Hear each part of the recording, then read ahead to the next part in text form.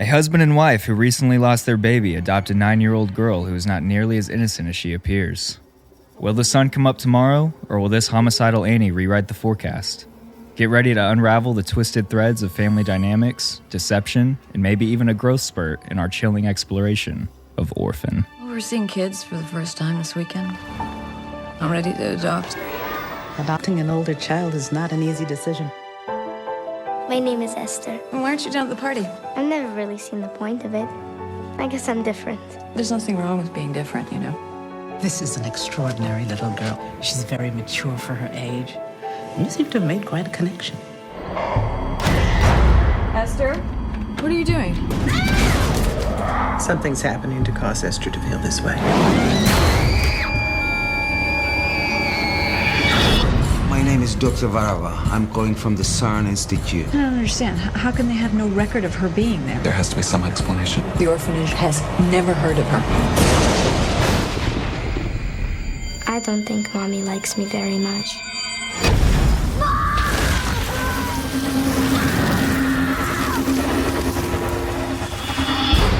Why was she at your hospital? Oh my God.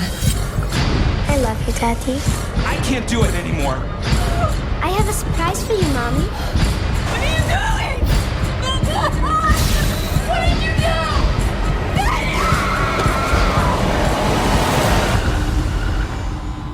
That's the story of, that's the glory of love.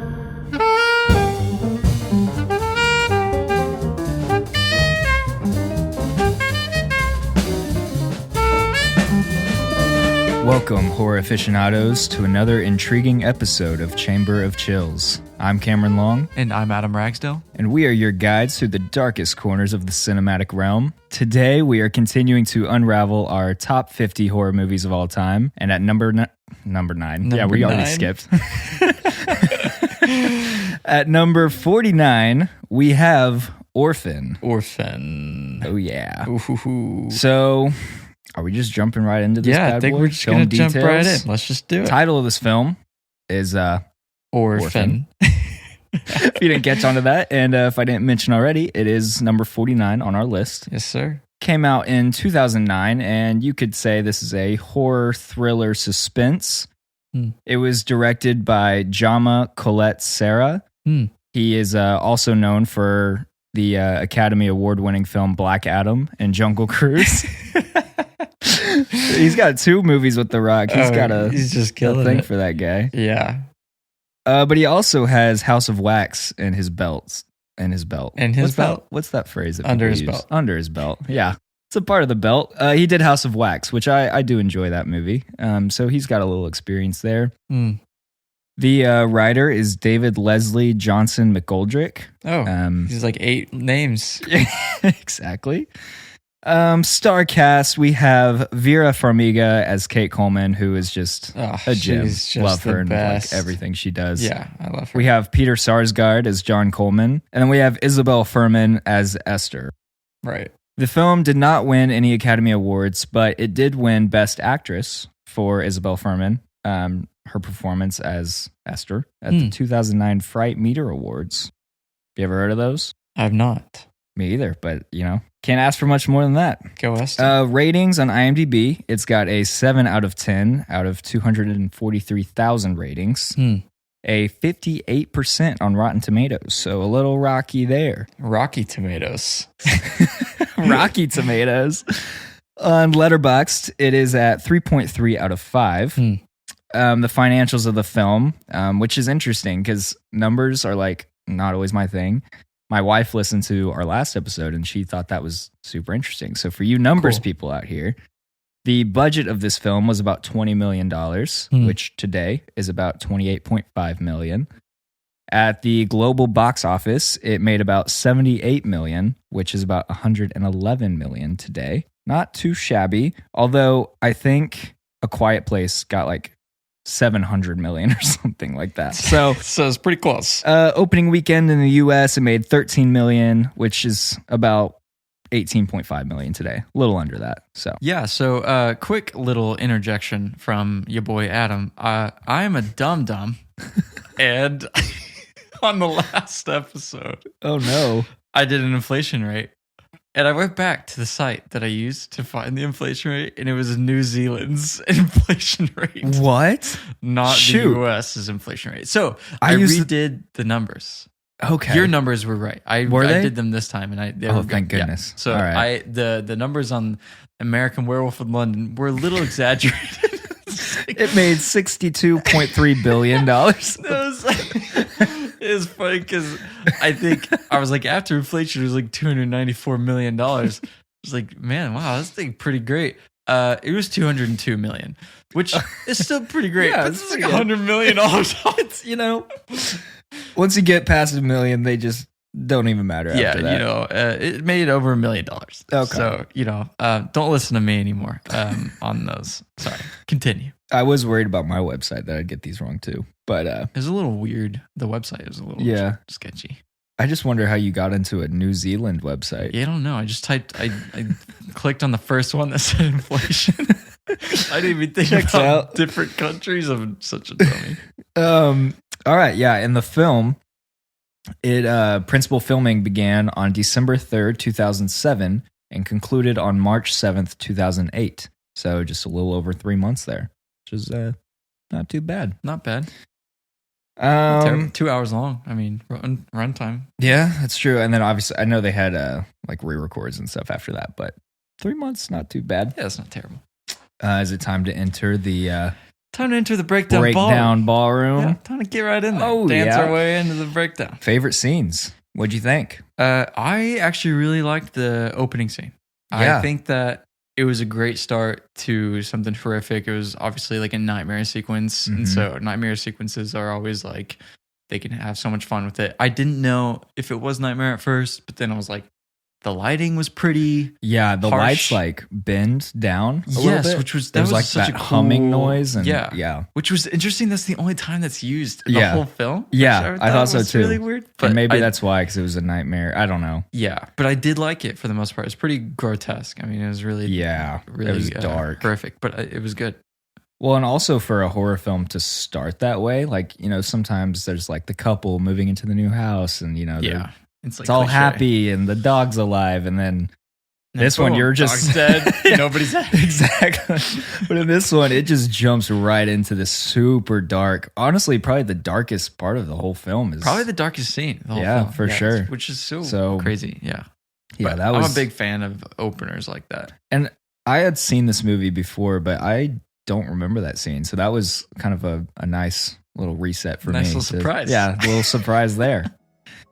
I early on really enjoyed when Kate is reading to their daughter Max Oh my the gosh. bedtime story. Dude. Because it's a book about like a miscarriage and Yeah. like, your sister goes to heaven, but it's formatted as a children's book. So good.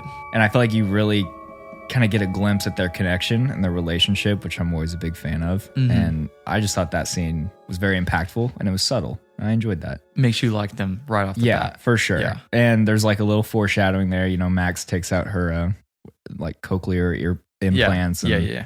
So you kind of like, okay, like, Mm-hmm. I enjoyed it though. I really like that scene a lot. Yeah, I actually did put that on there too. Really? Yeah. Russian Roulette. Mm. Even though that scene takes like 2 seconds Yeah, of the it's runtime, quick. that was like the first time that you're like, okay, this girl is psycho, and she's not just like, she's manipulative, but she's also like just spontaneous, which is Yeah. scary, And I was like, oh my gosh, is she about to freaking shoot I know. Max right now? Well, Like, And Max is a gem in this Oh my movie. gosh, Like I the know. cutest little girl. I didn't want her to die at all. I know. And so when she holds up the gun, she's like, want to play? You're like, get that freaking gun out of her It's face. also the first time that you're like, she is like mature. Like she knows Yeah. how to take bullets out and I then know. like freaking yeah, play that's Russian true. roulette. Like you do kind of get a... which she's doing other stuff before this, but that's the first time I'm like, okay, I didn't know how to do that till Yeah. yesterday. So- Right, yeah.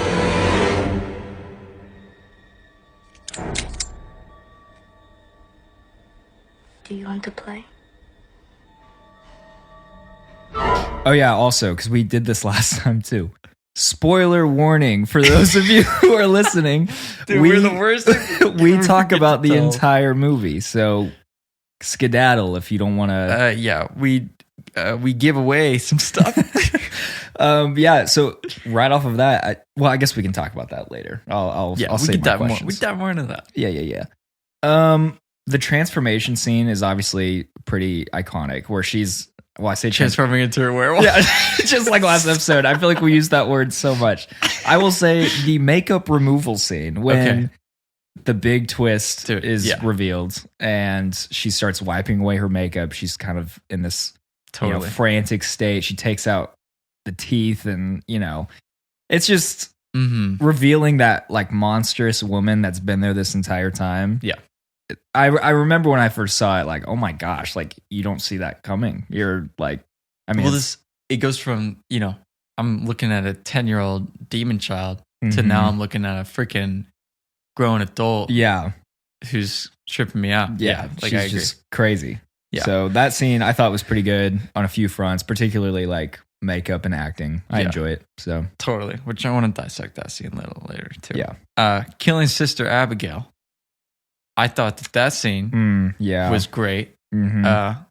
And I want to dissect that a little later too. But basically, the stakes are high because you love Max. Yep. And she's just trying to either kill Sister Abigail or kill Max or both. And you're just like, I don't want her to kill Max. I don't want her to kill Sister Abigail either, So that was right after Russian Roulette too. So like, it's just a spiral. And she pushes Max out on the road right in front of the car. The car swerves.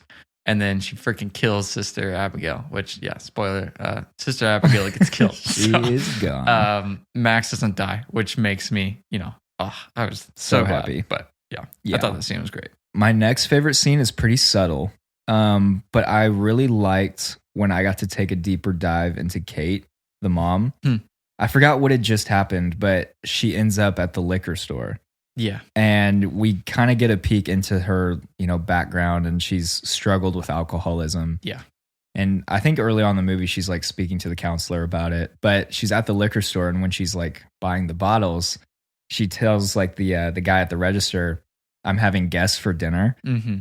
And I don't know. It's like the guy, obviously, he doesn't care. Not. Like he doesn't need an explanation for why you're buying 2 bottles of wine, but you can see her guilt there. And like, she almost feels like she has to, I don't know what the word is, but she's so like internally conflicted. Yeah. And I don't know why, but that scene, I really enjoyed that. I thought that was a really cool, just dive into her character. And I just thought that was a nice little touch. Yeah. Little touchy touch. I like that a lot, especially because Kate, is like one of the main focuses of the film. Yeah.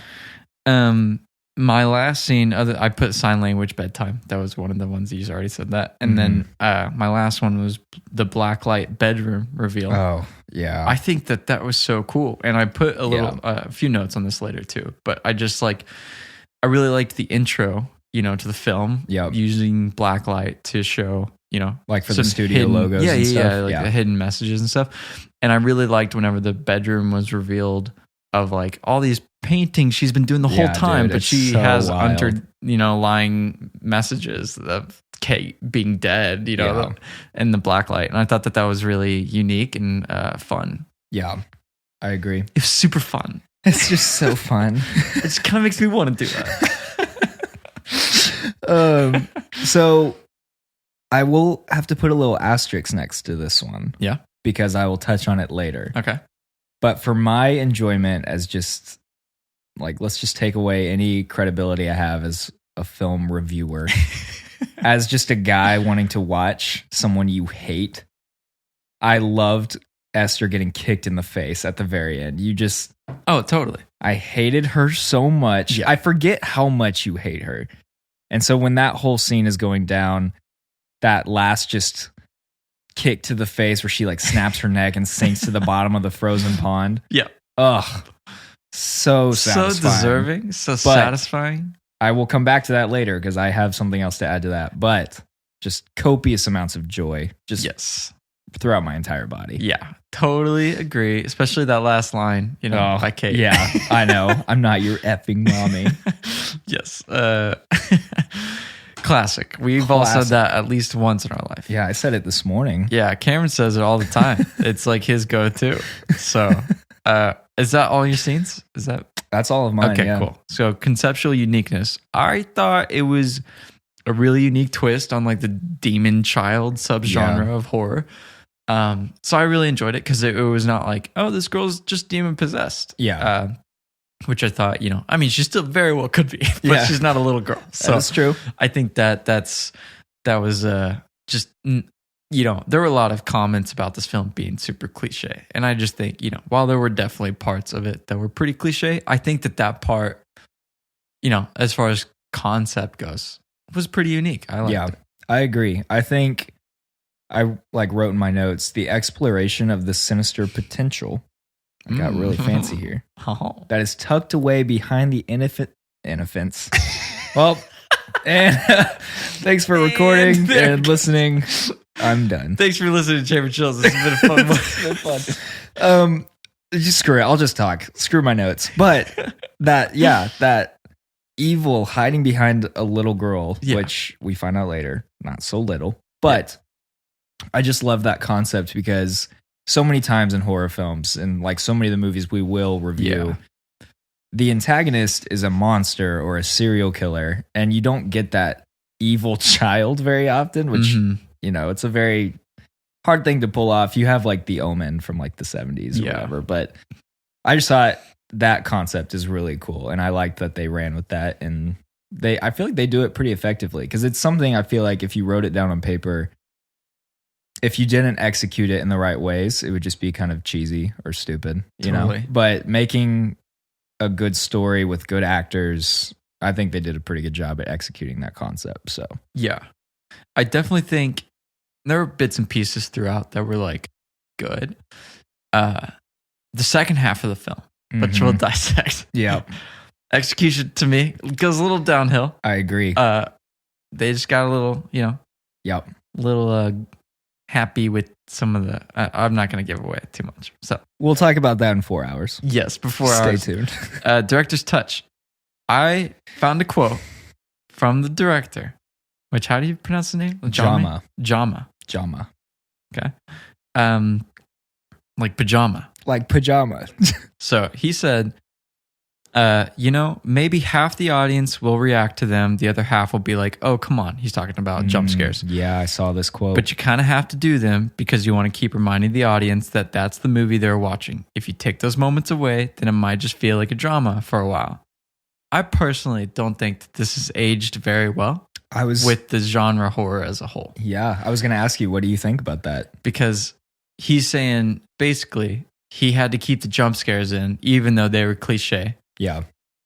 To make the audience realize that they're watching a horror film instead of feeling like they're getting sucked into a drama, which, there are definitely bits and there were scenes that like felt very drama, like the scene in the bedtime story. I mean, that's a great dramatic scene. The conflict between Kate and John, where she doesn't want to have sex because, she still is dealing with this trauma and he's like cool with it. But then, you know what I mean? Like I get that, like, and that feels very drama. I don't personally think, and maybe this is just because the shift in the genre of horror in the past 5 to 10 years, that you have to have jump scares to remind the audience they're watching a horror. Right. You know what I mean? And maybe that's just like, that was the time, that was the 2000s. But I don't know. I don't agree with that entirely. Yeah. I do think that's definitely like a 2009 thing. Yeah. And like, I get what he was trying to say, but it definitely didn't age well because I think recently, like you just said, in the last few years, we've had several horror films that are quite good and they don't really utilize the jump scare. No. And I appreciate it. I don't know. I know over time, like jump scares used to be like a bigger deal where people like really like, not always sought them out, but they're like, ooh, that like defined a scary movie. Now it's like way more about the psyche and like imagery and like what are we going to show you that just keeps you up at night. Well, and to me, a good horror film makes you scared when you leave the theater. Yeah, and like for that, sure. I haven't seen a film like that in a really, really long time. Same. But like I would say like jump scares are not, assisting that in itself. So I think that, I don't know, maybe that was just the genre of horror at the time, but definitely not now. We've also gotten like way more like buff and brave. So. So we probably just horror films just don't do it anymore. We're just so strong. But no, I'm glad you brought that up because I acknowledged that as well because I saw that quote and I was like, I don't know if that aged super well. Yeah, there are definitely things that I like that he did, but I saw that and I was like, I don't, I agree. I think overall he did his role as a director. Yeah. I will say,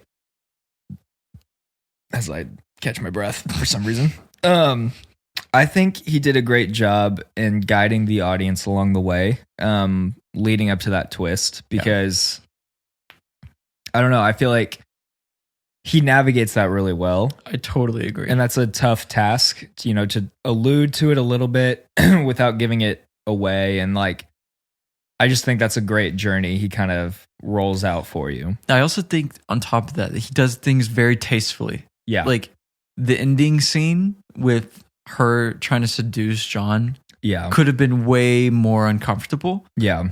Not necessarily, sometimes making the audience uncomfortable is a good thing. But in that sense, it was like, this is like a 10-year-old actress. Yeah, like, please don't show me that. Please don't kiss him on the mouth. Yeah. You know what I mean? And she didn't, which I thought she was for a second. Me too. But didn't happen. And then the scene where like she was like undressing. I was like, please don't show. Like, I don't know, are they about to show? Yeah. You know what I mean? They didn't.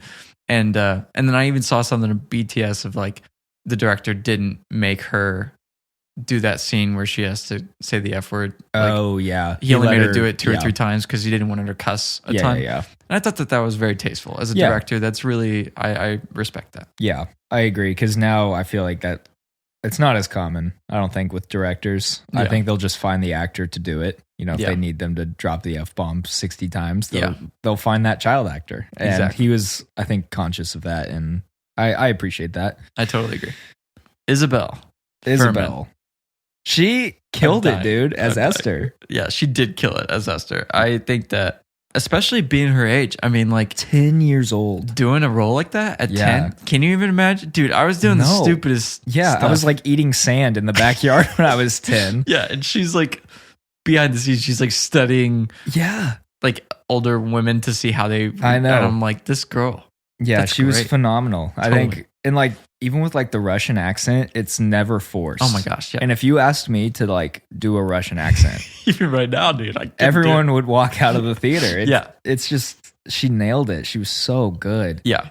And she does that, like, she balances being that innocent little girl at the beginning, even kind of hesitant. And then by the end, you're like, I hate you so much. Like, you are pure evil. She is very good at that. She does such a good job on both sides. So props to her. Vera has my heart. Oh my gosh, she is an angel. She is an angel. I love everything that she's in. Everything she's been in that I've seen her in, she kills it. Like, absolutely kills it. And I totally think, and I don't think she gets enough credit either as being like, everyone talks about the scream queens. Mm-hmm. She is a scream. Her scream is so good. She has it down. Yeah, she crushed it. I thought she was so good. I'm always pleased with her performance. Oh, absolutely. Max is the star, though. Oh my gosh. What's her name again? I already forgot. I wrote it down in my notes. Her name? Yeah, her like in name. real life? Mm-hmm. It's like Ariana something. Yeah. And I know that because I'm going to expose myself here. I was like, you know what? We're starting a podcast. Let's get some like celebrity guests. So I definitely DM'd her on Instagram. But I know she's busy. She's probably going to listen to this. She's working on replying right now. Yeah, she's maybe at one but point no, for real, she did so good. Yeah. And like, even because her character, obviously, because she's actually partially deaf in real life. Yeah.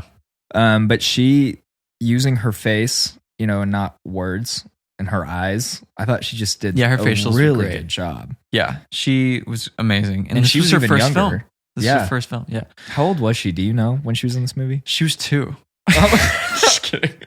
I don't know. I don't actually know. For a second, like, for those of you who can't see me, I'm having a drink and I like lowered it from my mouth because I was so shocked when he said that. No, I don't know. She's probably like 6. 6, yeah. Maybe 7. Yeah, in that range. Yeah, she was so good. Probably younger. Maybe 5. I thought. Maybe 4. Maybe all. I thought everybody else, I mean, they did their part. They did. Peter. Is that Peter played John. Oh, yeah. I'm sorry. He didn't really do it for me. It could largely be the screenplay. Yeah. So, and his character or the director wanting him to be a specific way. Yeah. And I have a few hot takes down in the hot takes hallway. Stay but I'll tuned. leave it to that. That one's in 6.5 hours. That one's in 6.5 hours, so go ahead and skip ahead. Yeah. I have notes on that as well, so we will definitely touch on Peter. that. Oh, Peter. Oh, Peter. Oh, Peter. Why am I like this? Peter. Moving on to the screenplay. What do you think? I think it was made up of a few good parts. I liked this. I liked the writing for the most part, but I did put one negative Nancy note. Ooh. The writing at the end was a big punch to the beanbags in a bad way. because of so many things. The hospital scenes, John being an absolute bag of potatoes, dude, and Kate just walking away at the end totally fine. Oh my gosh. There are just so many things that I was like, this was just, Yeah. I had some. It felt a little, I don't know if forced is the right word or rushed, but it felt kind of like a combination of the two. For it sure. was just like, we have a great concept. Let's just finish the end. And it was like, let's not give this concept just the justice it completely deserves. agree. Like, it just keeps you going from the beginning, just on a really steady stream, route, street, any mode of transportation. And at the end, it's just bus. like, at the end, they just throw a bunch at you, and it's very just kind of all over the place. I feel like it just get there. I have so many things. Yeah, no, I agree. But there were definitely good parts of the ride. There were. It's definitely a mixture of both. Yeah, which is why it's number 400. Why try number 499 out of 500 horror movies? That is why it is number 49 though, and not number 3. Cameron and I are struggling to speak English today. I just learned it yesterday, so we both are Russian. So cinematography, there's some great shots. I think that for the most part, it didn't feel low budget. It was a nice change of pace from some other terrible horror movies I've seen. Yep. AKA The Grudge 2020. Which I did find the year as 2020. Oh my gosh, I said 3 years ago. 2013. I was like 15. You We were didn't even 10 know years. each other until 2017. Yeah. What the freak? I know. Whatever. 2020, which feels, gosh. That feels like a long time ago. Which, not a lot of horror movies coming out. That movie Pandemic was time. so bad though. It's, the color Which is why it's only number 10 on our list. How dare you expose us like that? Yeah, I agree. I like the cinematography for the most part. You got a lot of the like dimly lit scenes, ominous shadows, clever camera angles. Not too shabby. And then overall, I personally think it's not very scary. Still felt like a drama sprinkled with instances of brutal horror. Sprinkled but it with is incense. sprinkled with incense of brutal horror. It's a fun sleepover horror, which you guys already said this, for like high schoolers who want a fun little thriller with some gore. Completely agree. Couldn't have said it better. I actually wrote that exact same thing. That I was saying this to Adam's wife, Marin, right before we watched it. 'Cause she watched it with us. Yeah. I was like, this was like the sleepover movie back in the day. Like you go over someone's house, they get like Little Caesars and like a 2-liter of Mountain Dew, and you're like, let's watch a scary movie. I feel like Orphan was always a contender. Yeah, there's a person in the back corner who's like, have you seen Orphan? Exactly. So you slap that baby on and you go on that ride. So I think, I agree. It's like a classic 2009 horror feel. Totally. I will say though, like the twist, I do enjoy, and it's hard. I almost wish I watched it for the first time when I was 25 rather than when I was, what was that, like 11 or 12. Which I watched it for the first time. Yeah, so 2 did days you ago. know about the twist ahead of time? I didn't, which is Did you crazy see that it it wasn't coming? ruined for me. I didn't see it coming. Really? So did you think she was like demon possessed or like something I like that? just thought there's something terribly wrong with her, with her past or something. And I even wrote, it's just so funny, I'm exposing myself. I wasn't going to do this. I wrote notes like, that doesn't make sense that she knows how to do that. I was like, this is just stupid. No way. It's stupid that she knows how to do that. That's ridiculous. Like the Russian Roulette. I was no way does a 10-year-old girl know how to do this. Of course, she's 33. So I was like, I'm going to scratch those notes. Never mind. You got me on that. Did you know? Ooh. The film was the number 4 film at the box office for its opening weekend behind G-Force Harry Potter and the Half-Blood Prince, and The Ugly Truth. Wait a minute. G-Force, like the gerbil movie? Yes. Oh, that is so sad. I know. What an insult. Hey, at least Harry Potter is out there. That's true. I would be fine if Harry Potter beat us at the, like, if we made a feature film. Oh. Harry Potter's beating us. It beats us. I'm like, I get it. I expect it. You know, The gerbil spy movie? Yeah. G-Force, I'd be not like, so much. dude, what the hell? Please don't let that movie beat me. Yeah. Wow, Agreed. that's interesting. This film was shipped to theaters under the code name Infant Terror. Oh my gosh, I saw that. Pretty insane. I think they should have left that as the title. Infant Terror is a great. Infant Terror. Yeah. Or it's like a band name. Like That is a great band like a name. heavy metal We gotta band start name. Infant Terror right now. We're Infant Terror. Welcome to Infant Terror. There were several major plot differences between early drafts of the screenplay and the final version of the film. For example, originally Esther was supposed to have succeeded in killing Daniel in the hospital. Ooh. I also made a note. It doesn't really add anything that Daniel stays alive. Mm-mm. It does. It really doesn't. So 'Cause he's like, not why there don't at you the just end. keep that? Keep that he dies. Yeah, I agree. You know, not to be like morbid. It would definitely add, though, like a little layer of like, Yeah, it's oh my like- gosh. Stakes are raised. You Yeah. know, which I'm gonna get into stakes later. But anyway, I okay. love steak. Medium Next. Oh, steak. I could go for big steak right now. The plot of Orphan is actually based on the true story of Barbara Skrilova. That's not how you say it. I don't know. Barbara, a woman who was discovered posing as a 13-year-old boy in Norway after she had escaped from another family where she had facilitated extreme child abuse on the family's other children. rare. What? Terrible. That's crazy. I know. That's crazy. Can you that imagine? that's so sad. Like, she was a full grown woman. So if you had to try as hard as you could, what's the youngest you think you could make yourself look? Like you have to convince not a a 13-year-old family. boy, Yeah, that's for sure. I'm trying to think. I think we were talking about this the other day. Like, I think 15 or 16. Yeah, I would just have to like significantly decrease my muscle mass to like pass. Yeah, because you're so strong and Yeah. buff.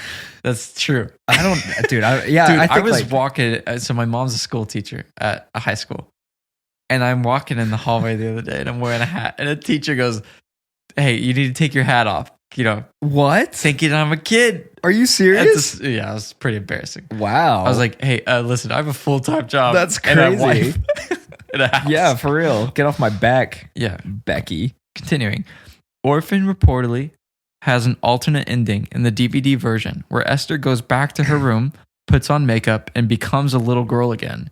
She greets the police with a bloody face, and her last words are, "Hello, my name is Esther." That's very interesting. Yep. I don't know. You know, obviously, you hate Esther so much that you want the ending that we got. Mm-hmm. But that ending's not terrible. That's yeah. Well, I'll jump it since we're on this topic. Yes. This is for later, but I'm going to Okay. bring it up to now. Oh, As much as I love that kick to the face, I savor every moment. oh yeah. I might have preferred that ending because I feel like they played it very safe. Yeah. It's very classic, you know, bad guys on a spree, they're chasing him around, dies. Spoiler. But She does. because in The Omen, I know in like the 70s that happens. He takes Damien, who's like the son of Satan. Yeah. He's going to stab him and kill him. Very end of the movie. And the police arrive and shoot the dad before he can stab the son. And the son continues his little reign of terror. And Which is scarier. yeah, I think so. I probably would have been more frustrated with it. And like, Yeah.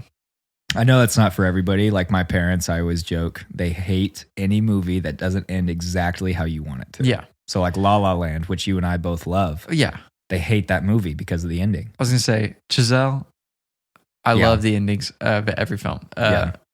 Ari Aster, also does not end his films very well. Yeah, for sure. And I like that. I think that, of course, it irritates you, but it sparks way more conversation. Yep. And if I'm going to make a film like that, that's how I'm going to end it. Yeah, I agree. But yeah, we can talk more about that later too. So, show. my last, did you know? The movie understandably horrified adoption groups, and there were even calls to boycott the film. As a result, Warner Brothers removed the line, "It must be hard to love an adopted child as much as your own," from the trailer. Yep. There's quite the controversy about that line. Which, makes sense because they're really making something that's supposed to be so amazing. Yeah. So dark. I agree. But I think that's just, here's the thing. So, yeah, I was gonna say I want to hear your take because for those of you who don't know, Adam works pretty closely with foster kids. And, what do you think about that? Yeah, I think the thing is, I understand, but I understand where they're coming from. Like, you don't want to make something look dark, and you don't want people to react negatively to stuff like adopting. They kept that line in the movie. They did keep the line out in the film. Of the trailer. Yeah. The thing is, though, I have two thoughts on that. One, I know that kids who are adopted or going through, foster care have struggled with, identity like that. It's not like a kid that has been adopted has never thought that. You know what I mean? Right. So, one, there's that. And then two, horror films just take everything that is good in the world and make it dark. So I think that's that's the nature of the beast with horror as a genre. I mean, look at it takes something like Christianity, you know what I mean? And it just it shows the deepest, darkest parts of, which is obviously just evil in general. Right. But evil, that's just what evil is. It takes things that are good and makes them look terrible. Yeah. And I think, I don't know. It's interesting. But I understand where they're coming from, but I think that's just horror. Yeah, I agree. And I don't know if this makes sense, but I feel like it would have been different if the mom had said that or something. Like if a different character other than Esther. Yes. But you already hate Esther. You're not going to take anything she says as truth. Yeah. She's just trying to be manipulative. She's trying to just get in their heads and kind of be a dick, So it checks out, and it does. I don't know. I definitely see what you mean if you put it in the context of horror and understand it through that lens. Yeah. And then the last two, we get through this. Cast members, actress Ariana and who plays Max. I put her last name, but I think it autocorrected to something else. Ariana, truck driver. Ariana, engineer. Oh, that's right. No, it is. Is it engineer? It is engineer. Oh, I thought maybe I autocorrected. No, it really is. Oh, cool. Who plays Max? Yeah, we're friends. We've been DMing on Instagram. Oh, that's right. I forgot you guys talk. Their completely deaf biological daughter in this film is actually mostly deaf, as Cameron said. She has cochlear implants, which enhance her ability to hear and speak. This was also her debut film. We already said that. So good. So good. And then lastly, actress Vera Farmiga is an accomplished pianist and was reportedly very angry at Colette Sarah for editing down the scene where Kate is composing music, as she felt her hard work was wasted. Really? So apparently she played a really long scene on that piano, and it was just completely cut down. So she was trying to be like Sebastian. Yeah. In La La Land. So you play the piano. Would you be pissed if a director was like, "Hey, give us a good song," and you just go at it? I think I would if the expectation was the song was gonna be kept in. But if it's a horror film, I'm not thinking it's gonna be kept in. Yeah. You know what I mean? That's not the focus of the film. It must have been a heater. She It must have been cooking on that piano, working on that for a long time. I would like to see that, Vera, if you're listening. Yeah, come on. Please send us the draft. Come play us. Come play us. Come play us. Come play it for us is what I meant. I'll lay horizontally. You just play it across my back. Play Cameron. Come play his back. Okay, moving into Jane's chamber. Ooh, yeah. Is there anything we would change about the film? Where do I start? I have a laundry list. My main thing, I'll start with this one and then pass the torch to you, please, is probably the ending, which I already talked about a little bit. But I do think, or really just the second half of the film, I don't know. Yeah, I feel like it starts off pretty strong, pretty solid, and then it just gets jumbled. And it's kind of, alphabet soup a little bit. You're trying to pick out okay, what's, I don't know. It's just very chaotic, and I feel like they definitely play it safe. So I think I would have enjoyed that ending that alternate ending where Esther, somehow makes it out, or I guess not unscathed, but still a little bloody, but she greets the police. Totally. Yeah. I would add on to that because I agree about the ending. I think I put that too later. The only likable characters were Kate, Max, and Sister Abigail. Yeah. So I would have tried to make the audience like Danny and Peter more, considering those were two highly dramatized deaths. Oh my gosh. I don't care when a horror movie kills off a character I find annoying or just plain stupid. The stakes are lowered at that point because you're like, I don't care for that character anymore. If they die, they die. That's fine. Yeah. But if you are about to kill a character that you're like, oh my gosh, I like that character so much, the stakes are so much higher. So and then my last note, that's why Sister Abigail's death is the best scene, because of the stakes with Max. Yeah. Or the Russian Roulette scene. Because you like Max so much, and there's never really a scene where you're like, oh my gosh, is Kate gonna die? Yeah. But Max is the only other character other than Sister Abigail that you're like, I really like her. I don't want her to die. And she almost gets dead. Yeah. Almost gets dead. She twice. almost gets dead, dude. Yeah. So. I totally agree. Which I keep jumping the gun, but because this kind of goes in the screenwriting part later, but the dad, just a complete idiot. And he's not buying into the whole like Esther is evil storyline. No. When it's very clear that she is freaking evil, especially when Daniel is like, the treehouse, burns up and he's inside and he's still like, oh, I don't know. I doubt that's what happened. Like, how do you think that fire started, homie? Yeah. And Esther told on you for flirting with the other mom. I which know. I'm glad she did. But, at the same time, you're like, dude, she's not a little angel like you think she is.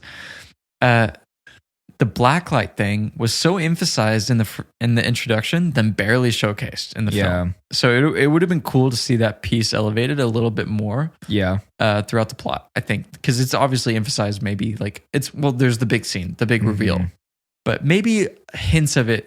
There's the one scene of her looking at it with the blacklight, but you only see her face. But still, I don't know. Like, it was such a huge reveal and big part of the intro.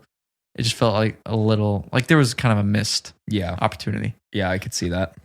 I feel like there were some scenes that the spatial awareness was just absent. And so there's the scene where they're hooking up in the kitchen. Oh my gosh. Which, we've all been there.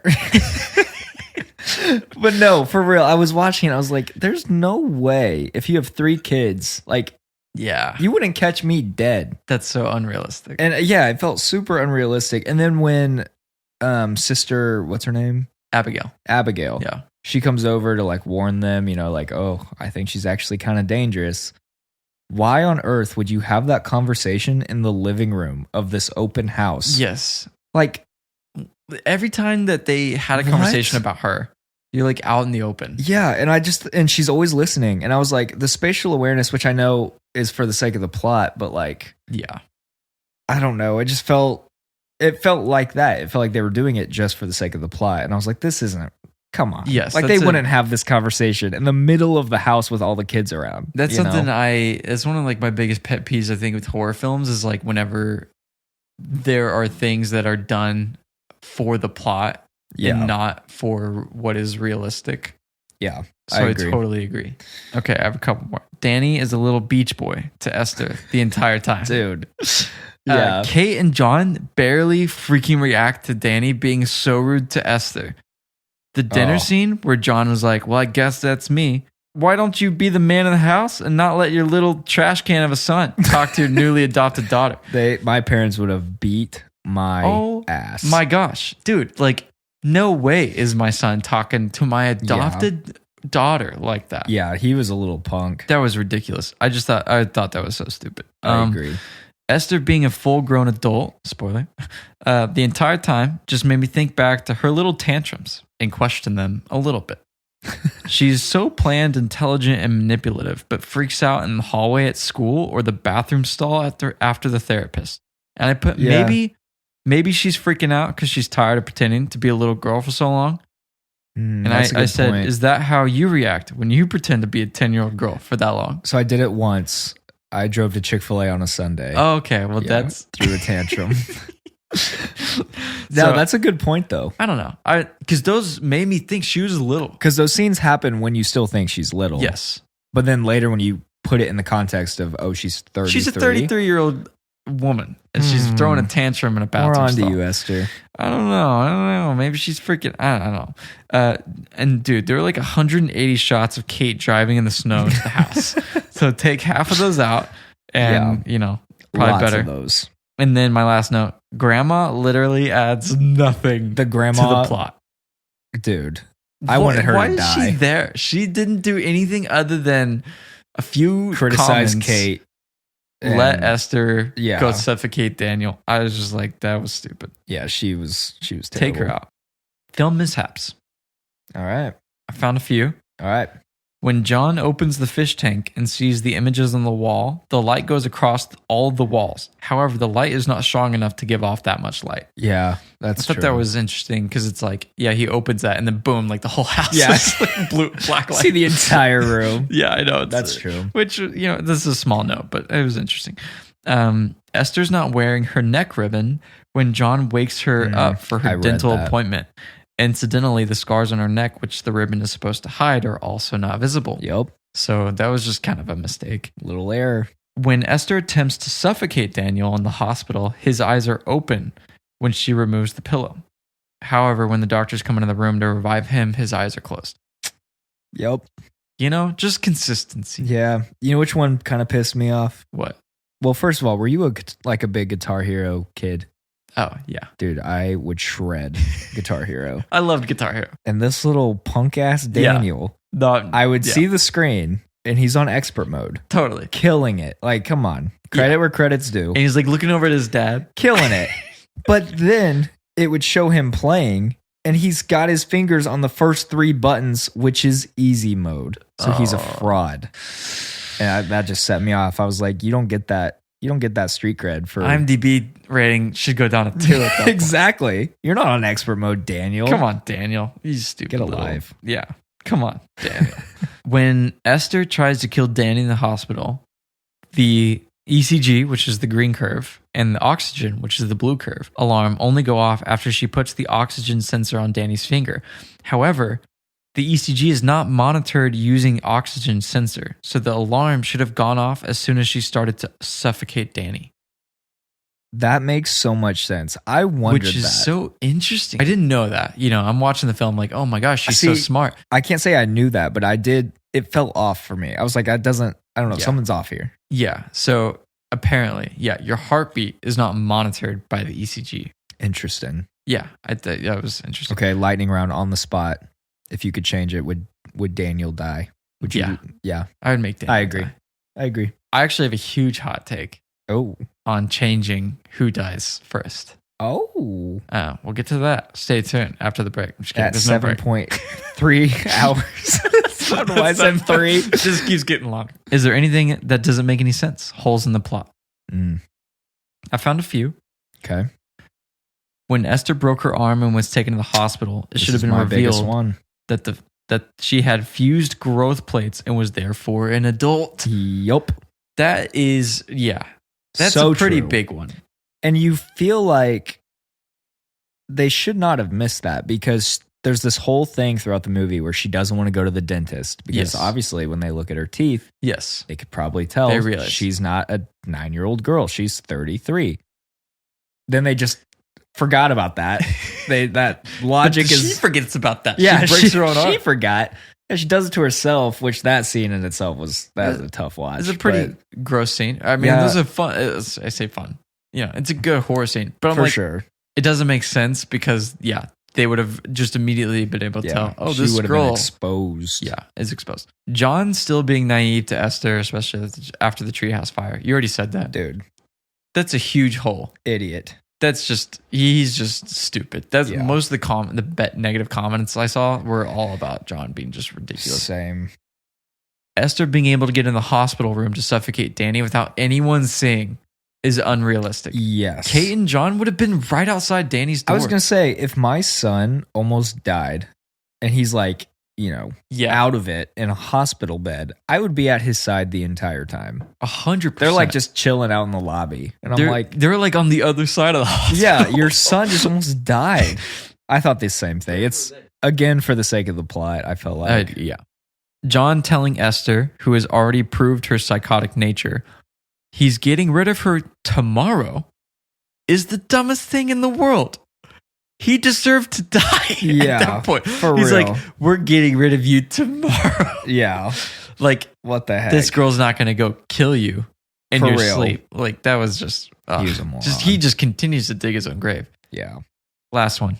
When Esther closes the window and locks it, I'm looking outside to see if Kate is standing there. Oh, yeah. And she was. Like, if you're like looking for Kate, yeah, because you're Esther, and you're about to kill her, right. and you're looking, and you're like, maybe she went out the window, and you see the windows open, and then you close the window and lock it. I'm just pushing the window a little bit further out, and I'm looking out and seeing if she's standing there. That's true. I just felt like that was like another plot thing. Yeah, I could see that for sure. Like what, that window just didn't open. Do you ever watch a movie like this? Which this is like one of my coping mechanisms I'm going to expose. I've never said this out loud. But like sometimes when I watch a horror movie and like it's so intense and you want the characters to like live or survive or whatever, you're like, what I would do right now to just like let's say in this world, Thor exists and Thor shows up to like save me. Like imagine, or even we'll dial it back. Maybe not the God of Thunder, but like Esther's in this house. Let's say Michael Myers shows up. Okay. He would clap Esther. Oh yeah. That'd just be so satisfying. Yeah. Anyways, I don't know why that needed to be said. It just is a thought I had during that scene. Because as soon as you said that, I was like, I remember in that scene thinking like, man, what if Esther was like hunting them right now, like looking for them? There's this kind of cat and mouse thing going. And then freaking Michael Myers shows up. Yeah, she's gone. She'd be done. She'd be dead. Anyways. Actor's performance. Mm-hmm. It's really hard seeing Vera with Patrick Wilson on screen. For sure. And then seeing this. Yep. I feel like that made me just like not like Peter even more. Yeah. Because her and Patrick, which they're the two in The Conjuring, they play, Ed and Lorraine Warren. Their on-screen chemistry is great. And I love Patrick Wilson. He's like he's a great actor. Yeah, of horror. I mean, he's like not king of horror, but he's up there. I mean, he's definitely like between The Conjuring and The Insidious. Yeah, he's definitely made a name for himself in the horror world. Him and Vera together, I think that they're just awesome. So good. I didn't see this until after I saw those. So that's like, I just, For sure. I've had a couple of bones to pick. One thing I hate in movies, the whole stereotype of like, I'm obviously the school bully. Let me say some like super like direct like things just without the teacher saying to anybody. Yeah. And that's not as much on the actress. She did her part, but like it was just so blatantly like mean girl bully vibes. And like no one does that in like if they do say things like that, like don't get me wrong, kids are nasty. Yeah.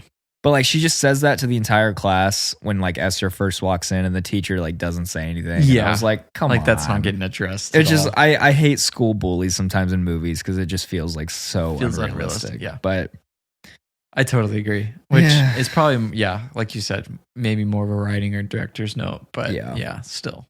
The only concept problem I had was I just felt like there was no way this family would be allowed to adopt a child in real life. Like if these circumstances, like with Kate struggling with alcoholism, and then like there's this whole, thing they allude to in the past about the pond. Like I think she almost let Max die in the pond or something. Like, I don't know. That was my only other thing was like, for the sake of the plot, they're going to let them adopt this girl pretty easily with flying colors. Yeah, they might not be passing that background check. I don't really know. For sure. Although they didn't pass that background check on freaking Esther, so who knows? That's true. They completely missed that, which is just another whole thing. Casting.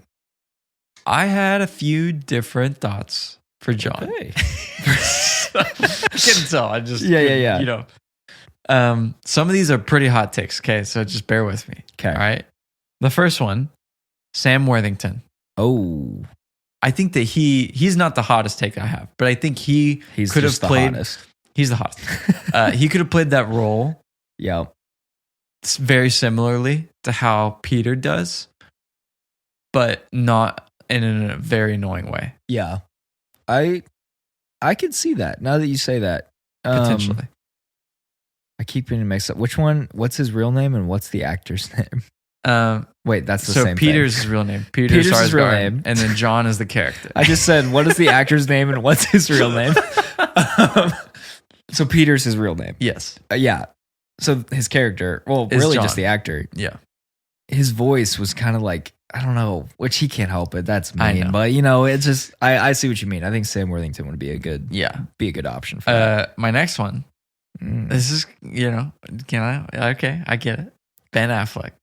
Really? So, here's the thing. I saw him. Have you seen Gone Girl? I was gonna say I immediately think of Gone Girl. Yeah, because of his character in Gone Girl, I could have seen him playing something like this. Which this was obviously before Gone Girl, so he could have done something like this, where he's the passive, husband, where he thinks the wife's going crazy, whatever. Yeah, could have seen that, and then this would have been a completely different take on the character. But I don't know. I would have really enjoyed seeing John Bernthal play a character like this. Oh yeah, because John Bernthal, he plays very like rough dude, gritty, very gritty. So if this character is more like manly, and like dismissive of the wife, could have taken the character a completely different way. Yeah, you know what I mean? I think I agree. He does it great in every role he does. Yeah, but, those are my thoughts. Yeah, casting, I do. Because the dad, John. It's terrible. We've addressed that. Probably will continue to address that. I think everybody else, like I read that the actress Isabel Furman, who plays Esther, she came in for her audition wearing the whole getup, like with the ribbons and the dress, and they like made adjustments to the scripts because they thought she did so well because Esther was supposed to be blonde. And I totally get what they mean because I feel like she was perfect. Like she totally, completely crushed it. She fit it. And I think everybody was casted pretty well. The dad, now that you say that though, I didn't write, to be fair, in my notes that, I just said everybody, did a good enough job. But now that you put those in my head, I would have liked to see like Sam Worthington, Ben Affleck, take that role. Yeah. But it'd have been interesting. What could have been. Yeah. Least favorite part of the film. Oh. John. So if you guys didn't know, John is the dad. We hate him. And then the entire ending. Yeah. Unfortunately. So I was mad at one particular scene for a few reasons. It was right after Esther attempted to suffocate Daniel with the pillow. Kate had enough. She walks up, slaps Esther across the face. Yeah. This made me mad because the dad right before this, John, just a complete twinkle dick. And he was just super frustrating. John. I don't know why it just bothered me. The readiness of the hospital staff to tranquilize someone. Okay, yeah. Is that legal? Like, I just felt like it was a little silly because like she's freaking out. Obviously, she just slapped her daughter. But it just felt so stereotypical. I don't think you're hospital tranquilizing setting. a random person in the hospital. Well, they ran up and grabbed her, and I was like, please don't sedate her. Because I was like, that will just take it out for me. And sure enough, they freaking brought out the syringe, and I was like, no freaking way. With Kate's name on it. Poor Kate. Yeah, I didn't love that part, but that and then into the ending, I thought there were good parts of it. But yeah, I would have enjoyed that alternate ending that I've already mentioned a couple times. So, Title of the film, movie poster. I think Orphan's probably the best title it could have been. I played around with this for a little bit. Or Infant Terror. I could have also seen it, and bear with me. Good Night Mommy. Which, here's the thing. Goodbye Mommy, sorry. Good Night Mommy is a different film. It didn't come out until 2014 though. Yeah. So that's 5 years later. Goodbye Mommy was something that like she was obviously trying to get rid of the mom. Yep. Could have been something. I don't know. I was playing around with that. Yep. Would have made maybe the foster adoption community less frustrated. Yeah, I could see that. And it's probably too on the nose though. That's my only thing. Like if it was Goodbye Mommy instead of Orphan. Just a thought. Just a little thoughty thought. A little thoughty thought. What do you think about the poster? I would have loved to see the movie poster being the mental hospital she had drawn before the blacklight, maybe with her stick figure in the window. Oh, interesting. I do like the movie poster being symmetrical. I think that was a cool, like that makes you kind of uncomfortable. But I don't know. I think that the drawing she did of the asylum or a mental hospital, it was a cool drawing. It could have been a cool movie poster. Here's what's interesting is I think they went a very 2009 route. Yeah. What you're describing, I think if that movie was made today, that would definitely be on the cutting board. Like somebody would have definitely like thought of that. I feel like, Yeah. because I think that's a great idea. Well, thank you. Like before, you're saying before the black light, right? Like just Yes. the kind of Yeah. Because then, you watch the movie and later you're like, oh my gosh, that's the. You're like, if they that's put a not black actually light on that bad boy. Yeah. You're seeing the truth behind it, which is kind of the whole point of the movie. This was when DVDs were being released. So what if you did put a black light on it Oh my gosh! and you saw how cool would that have been? Are we about to remake? Are we about to remake Orphan 2009? Just for Let's the really movie see how poster? young we could look. You play the 33-year-old I'll be Esther. 10-year-old girl. Yeah. Do we agree? Oh, did you have any thoughts on that, on the movie poster? I said with Orphan, I think it works for what the movie is. Poster. I do like what they did with the mirroring effect. Yeah. But I agree. Because don't get me wrong, the mirroring effect, it does make you a little uncomfortable. You're like, it's just this little girl's face. Yeah. But I could have, pictured, or I can picture, I guess, something else to just make it a little more intriguing. But Do we agree with the IMDb rating? I said it's a little high, I agree. I think it's. which is funny because we put I American know. Werewolf in That's London. what's funny about this. But I think that's okay. Like our IMDb rating, our ratings for the films. Here's the Yeah. thing: our ratings for the films don't have to be in order from Yeah. 50 to number 1, because sure. one, it's both of our lists combined. Yeah, I was gonna Two. say, like like for you guys, as we continue to do this, like a movie that might be Adam's number 10 might be my number 16 or 17. So Yeah. it's So the ratings could be a little different. And then two, like we made this based off what we think are the best horror films of all Yeah. time, not necessarily like movies that we think we would rewatch critically all the time. acclaimed. Yeah, Yes. yeah. So I said maybe like a 6. I agree. Actually, I said 6.2, so I was Ooh. 0.2 off from you because I definitely, I think it has some strengths, but it definitely has its issues. Yeah, I think 7 is just kind of high I agree. for this movie, especially for horror, because IMDb, kind of like the Academy, horror films never get really high ratings. Sometimes they do, don't get me wrong, but a 7 for this movie feels pretty high. I can't remember who's telling me they hate anything that is rated a 7 out of 10 because they feel like it's too safe. Oh, interesting. Because 6 feels low That's an interesting take. and 8 feels high. 7's like, I don't really know what to rate this. It's not bad. It's not good. I'm gonna give it a just throw 7. it in there. Which is interesting. Somebody else, I can't remember who said that. Moving into Hot Takes Hallway, probably my favorite part. Spicy. Favorite reviews. This is like the best. Yes. Okay, so I went first last time. So All right. we'll do our 10-star reviews and then our 1 stars. Okay. Cameron, you kick it off.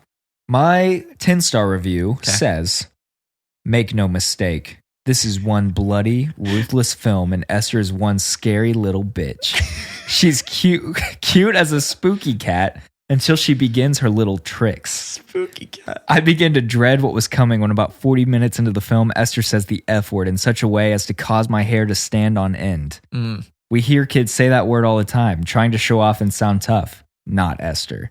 She just says it and it is like a nuclear blast to my senses. Oh my gosh. Hitchcock would probably have been proud to have made this film. It's almost as good as Psycho. I don't think Orphan is a B movie at all. Oh my If it gosh. is, then so is all of Hitchcock's output. What? I wish you guys could see my face right Isn't that crazy? almost as good as Psycho. It's almost that's such a hot take. Dear Lord. But she clearly loved this movie. She loved Yeah. this. So good Well, job. there you go. Good job for you. 10-star review. Mine 10-star review is a little short. 10-star title. I'm gonna be traumatized by little girls now. The description says, This is written by Cameron. "This is written by Karen, who's also a little girl." Description: I found it hard just to finish this movie, considering how disturbing it was, especially if you already find little kids a bit annoying. What? That was it? That's all they said? They gave it 10 stars. Wow. All Especially right. if you find kids a bit annoying. Just All right to the point. Wow. Okay. Well, he's going to be traumatized by little girls now. So, Oh, that's a tough way to live. I You're know. going to see a lot of those bad boys out there. yeah. But So, all right. all right. Are we on to one our star. 1-star reviews? 1-star review. All right. Let me just like put myself in their shoes. Dude, seriously, I cannot believe you guys all liked this movie. I just saw it like 2 minutes ago and it's probably the worst thing I've seen all year. And I saw Transformers 2 this year. So that's saying a lot. For one, there was probably more unbelievable things in this movie than any other movie I've ever seen. Peter Sarsgaard was the biggest ... idiot ever in this film. I've never wanted to castrate someone more in my life. Oh my God. The kids were both idiots. If someone threatens my balls with an X-Acto knife, I'm telling someone about it. True, though. They covered nothing about the adoption. All of a sudden, the kid is in the house. Later on in the movie, they start doing background checks. You think they would do this before they actually adopt the child. Honestly, one of the worst films I've ever seen all year. They've ever seen all year. Wow. Yeah, that's... Yep. Okay, you gotta admit, if somebody threatens my balls with an Dude, X-Acto knife, I thought that I'm during telling the somebody. movie. Totally agree. I don't care. You're getting exposed. Somebody is dying tonight. That's how I feel about that. All right, my 1-star review. Title: Movie full of dumb characters. Description: Oh God, I had such a bad time watching this stupid movie full of dumb characters. The movie made me so angry because of these super dumb characters, especially the dad. The end. Okay. Man, you had some just short but sweet, right straight to the point. I liked yours you last know, time, so We respect it. Yeah, maybe we can alternate. We'll get one of us takes long ones. short. I know it's that's so funny. Do we have any hot takes about the film? Okay, my thoughts. After reading the reviews, it feels like a hot take, no matter where you land, because there's such a split in the reviews. It's so mixed. Yep. So I find myself agreeing more with the lower ratings, but I still like the general concept. I think it's unique. Yep. So a few of my hot takes, and we can go back and forth. You know, Esther's goal always being to seduce the dad is stupid. Yeah. I think that is just ridiculous. And it makes you uncomfy. Like that, it is uncomfortable. At the same time, it's not really, I mean, it's kind of foreshadowed a little bit, like her wanting to sleep with daddy in the bed. Yeah. And her And she manipulating the big mom. spoons him. Yeah. Yeah. Which is, uncomfy for sure. I just think that there was a better plot there. Yeah. I think that the general concept of her being 33 years old, posing as a little girl, great. Yeah. Her trying to seduce the dad and kill the rest of the family, weird. I think that when and what world does that work? Yeah. I agree. So that was one of mine. I'll let you fire off your other ones. I can fire off because I only have one that I've already said. Okay. Just that I would change the ending. So yeah. Am I going to be the only one to call out that it's a little freaking weird for the dad of an adopted daughter to sleep alone in the same bed with her after he kicks his wife to the couch? Yeah, dude, that was bizarre. Dude. Yeah. No way. One, if I'm making Marin sleep on the couch, which, if it's that the other happens, way around. I'm sleeping on the couch. That's true. The balls on that guy to be like, you're sleeping on the couch. Yeah, you me take and the our couch. 10-year-old adopted daughter are taking the bed. No That's way. weird. Charlotte would kill me, dude. I would kill me. Yeah, that is weird. New plot idea. Ooh. Okay, this is what I'm talking about. Michael Myers shows up. Big drum roll. Kill the dad in the first 20 minutes to an accident that you later realize was Esther. Change the premise to Esther trying to kill the entire family. Stakes become much higher. Kate is now alone, and the most annoying character is now gone. Oh my gosh. Different movie, so much better. You nailed it. I think that's it. So much I would better. have loved to see that, which again, back to my poster comment. I could see that going that way if that movie was made today. Yeah. But I love that. I just think the stakes would have been so much higher. So much higher. Well, and you said this earlier, but one of the biggest complaints is the dad. Yes. Everybody hates the dad. Everyone thinks he's a complete idiot. Yeah. And he is. So if you just eliminate him early on and give him a little purpose for the plot. Yeah. Which that changes the plot It to does. now being her not trying to seduce the dad. She's just trying to kill the family. And maybe, maybe she has this backstory of hating her family. Maybe she was abused and she just hates families in general and she just wants to tear them apart. Yeah. That's still a psychotic, goal.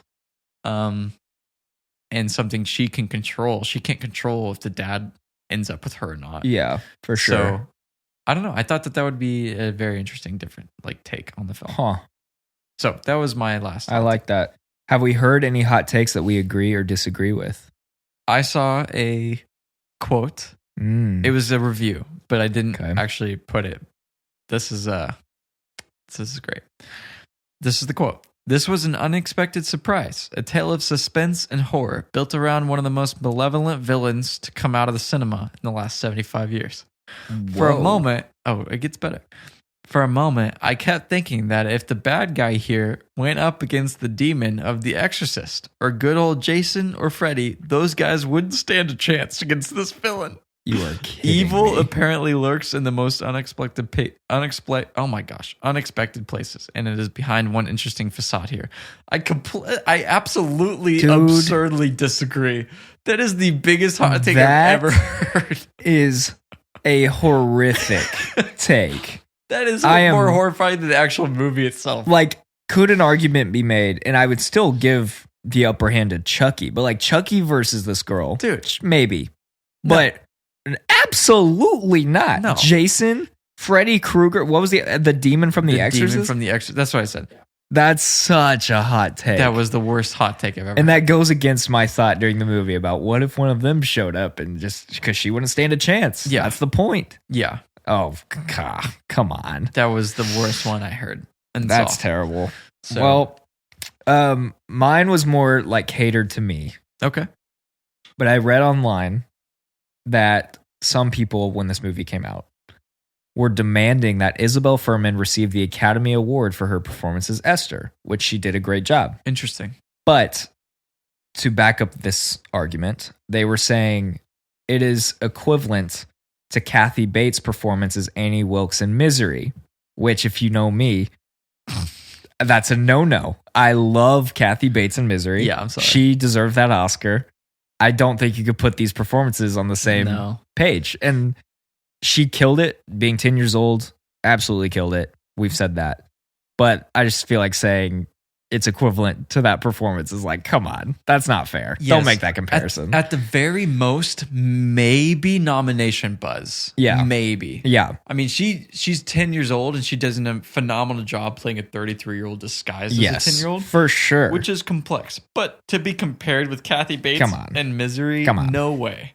Because, I saw a lot of people, and to this day, people, and I agree, people talk about how the Academy, they kind of turn a blind eye to horror. And that is true, and it's frustrating. Yes. But they were saying that because, like, Kathy is one of the only ones to win an Oscar for horror, and they're like, we need to, and I agree, they need to reintroduce this a little more for the horror genre. Which we'll get into with other films, but Midsommar. Oh, for sure. Florence Pugh. Yes, Midsommar. for sure. Yeah. But what would be a worse name for the film title?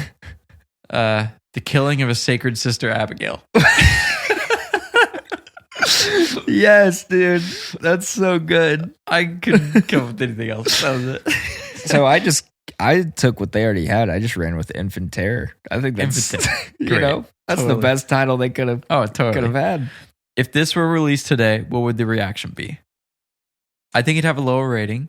Yeah, I think so. I think outrage culture would also probably find a way to attack a lot of the writing. Oh, for dude, cans of worms, I won't even get into. All over TikTok. I feel like you would see this on your For You page all the time. Yeah. Like, don't go see this movie, and here's why it's problematic, you know? Yeah.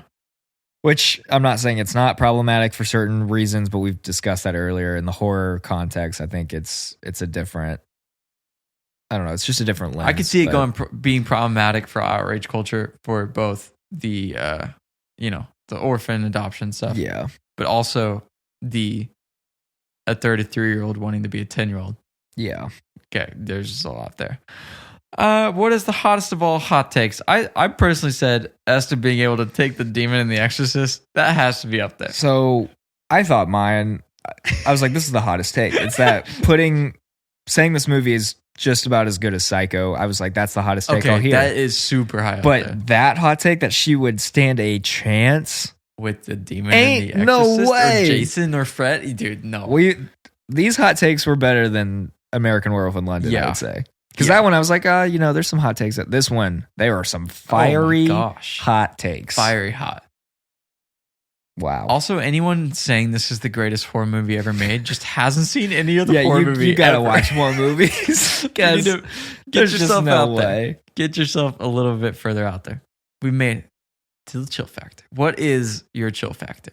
The chills of chills when it comes to this film. The best scene, the best performance, best line. So what gave you the chills? I got pretty chilly. Okay. I would say it's just Esther removing her makeup. The big twist is revealed. Okay. Kate's driving home in a panic. You're like, what? First time I saw it, didn't see that coming. The reveal, that's crazy. Sure. Yeah. And then, that I would say, and there's like, it's connected. There's that scene and then the black light, like the dad comes in the room. Yeah. Discovers that there's these like sexual paintings on the walls of like depicting Esther and the dad like freaking hooking weird. up, and that whole scene you're just like, what? So crazy. Yes. So that's my specific scene in the chill factor. I entirely agree. I think honorable mentions behind that. Russian Roulette. I keep bringing that up. I just think that was such a great, it was so small too. Yep. Such a small scene, but made such a big impact in my head. For sure. Again, not to reiterate too much. First time you're like, oh my gosh. Yeah. She's crazy. And you don't want Max to die. Yes. Second honorable mention, sign language bedtime story. Yep. So good. Dude. Yep. Oh, deep connection horror there. aside, that scene is just heartwarming. Yep. Max is freaking cute, dude. Adorable. All right, we made it to the end. Do we recommend this film to everyone or only a select audience? Or maybe even nobody at all? I think it's worth the watch if you like horror movies and can handle some jarring sequences.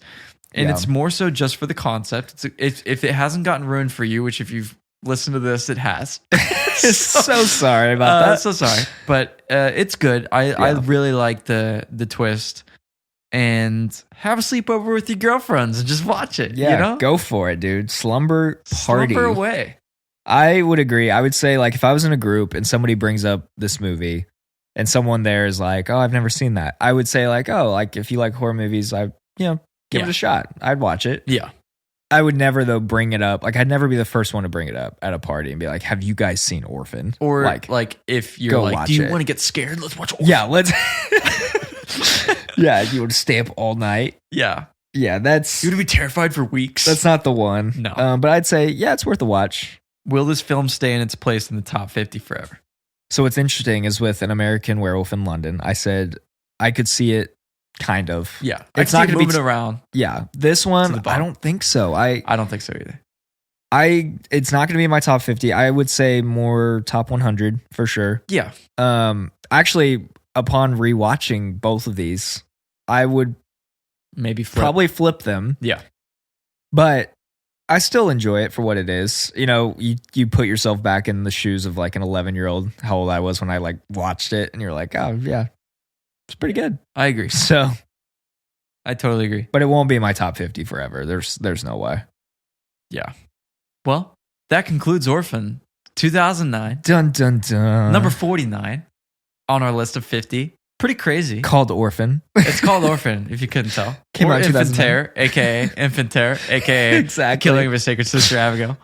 And if you're ready for 48, you're not. Buckle up, baby. It's about to get so chill in this chamber. So chilly in this chamber.